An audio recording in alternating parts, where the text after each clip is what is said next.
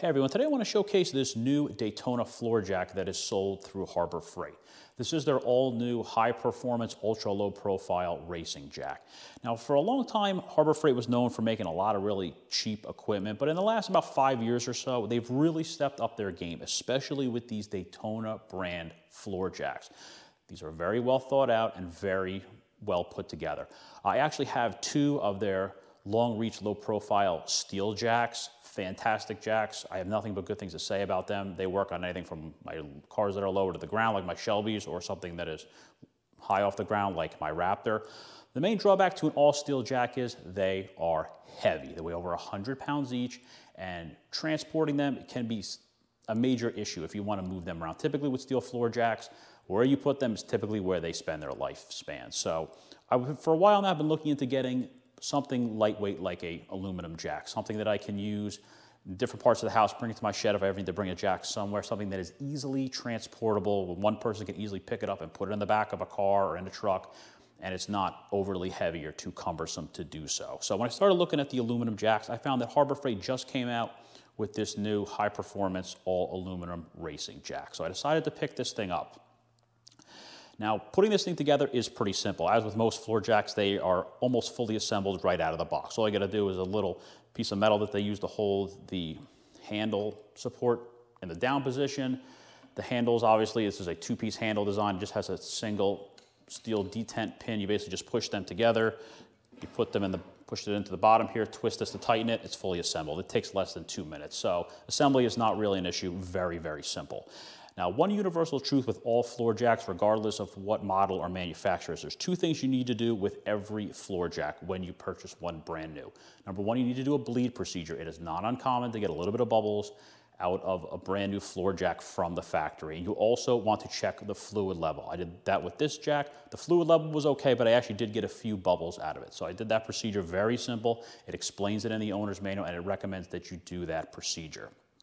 Now, when you get this thing out of the box, the first thing you notice is this thing is a work of art. On the outer frame here, the CNC machining that they did on the Daytona name and on some of the design on the front here, fantastic. This thing, you can tell that a lot of thought and a lot of time was put into this jack. It looks very, very well thought out and very well put together, and it's just a very nice looking jack.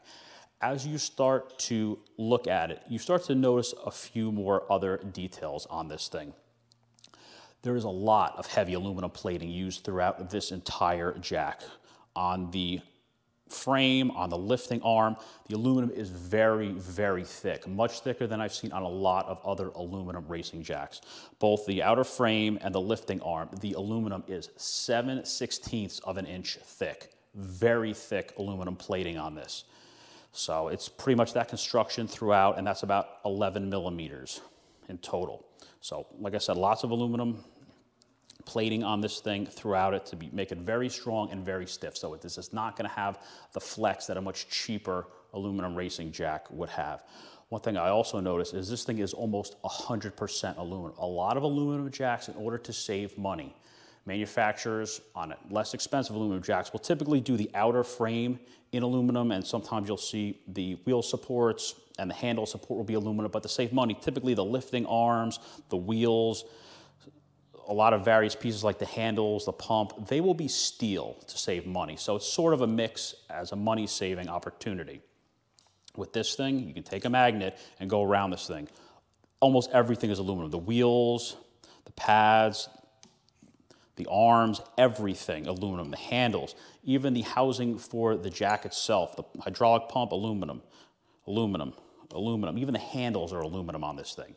So they use aluminum probably in 90+% of this jack. The only real steel on this thing, obviously the hardware is steel, the housing for the wheels is steel, the very top of the jack itself, and there's two lower arms in here that are steel. But overall, what you have here is a true aluminum racing jack, and it gives this thing a nice, stiff, strong feel when you're using it.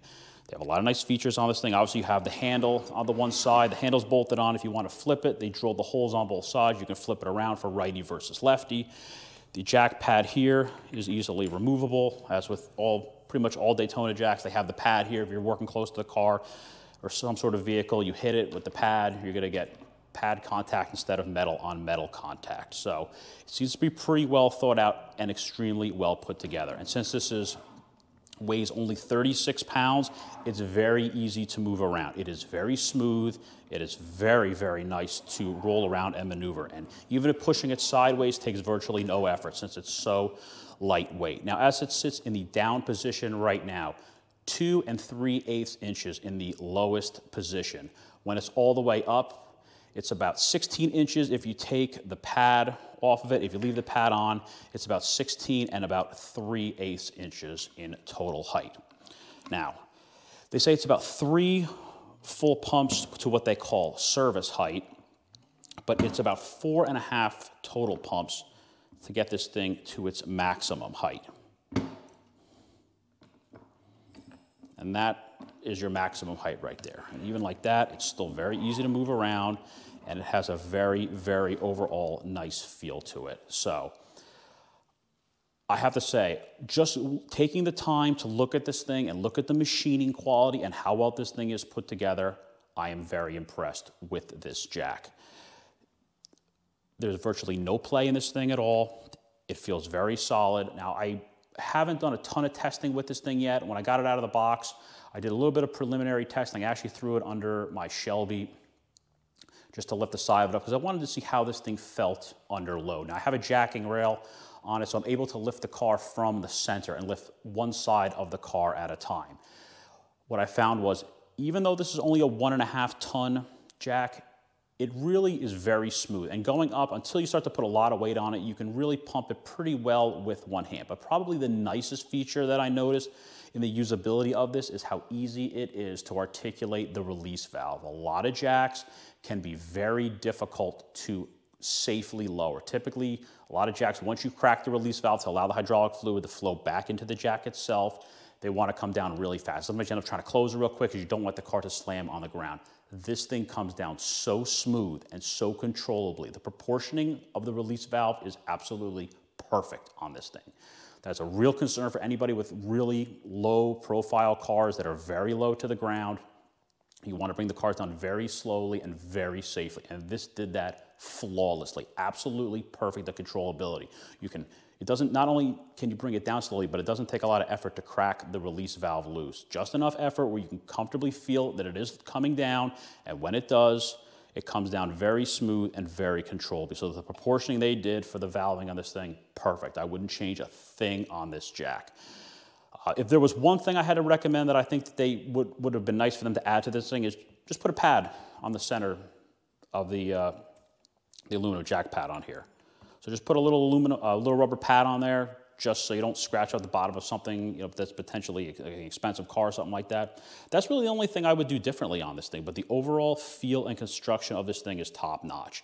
This jack is not cheap. This is $299. This is, I believe, their most expensive jack, but you're getting what you pay for in this thing. The quality feels like it's there. It is very smooth. The machining is very nice, and it just looks very well put together. And this really reinforces that Harbor Freight is getting really serious with a lot of their tools. They're not just making the cheap stuff anymore. They're starting to offer the quality because they're seeing people are willing to pay for quality, and that's what they're starting to offer in this thing. They offer the basic stuff still, but they're also giving the customers the opportunity to spend the money on something expensive. And if you have the budget for something like this, I think this is a better way to go. I've used some cheaper jacks before, some cheaper aluminum jacks, and you can feel the difference in the quality between this and a cheap one. Typically, the cheaper aluminum ones, you have to be really careful to jack a vehicle perfectly straight on level ground, because if you're uneven, if they're really flimsy, they can start to deflect a little bit, especially if they have the really cheap outer side rails that are aluminum and the aluminum's kind of thin.